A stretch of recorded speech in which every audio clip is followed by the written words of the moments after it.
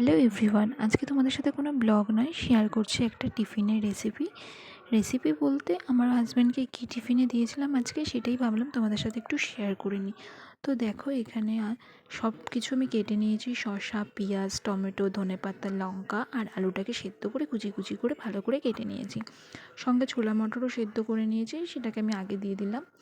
তারপরে একে একে যেগুলো কেটে নিয়েছিলাম সবগুলো দিয়ে দিলাম।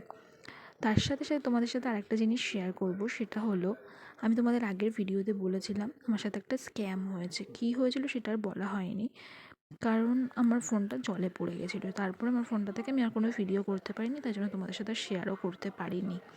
এটাই আমার সাথে স্ক্যাম হয়েছিল। সেকেন্ডবারও একই হয়েছিল, ফোনটা প্রবলেম করছিল, সেই জন্যে আর তোমাদের সাথে কোনো ভিডিওর ক্লিপও নিতে পারিনি, আর কী হয়েছিল সেটাও শেয়ার করতে পারিনি। দেখো, কথা বলতে বলতে আমি সব কিছু এটার মধ্যে দিয়ে তার মধ্যে একটু চাট মশলা, একটু বিট লবণও দিয়ে দিয়েছিলাম। আর একটা বোলের মধ্যে একটু মুড়ি, একটু সর্ষের তেল আর একটু চানাচুর দিয়ে ওটাকে ফুলফিল করে দিয়েছি।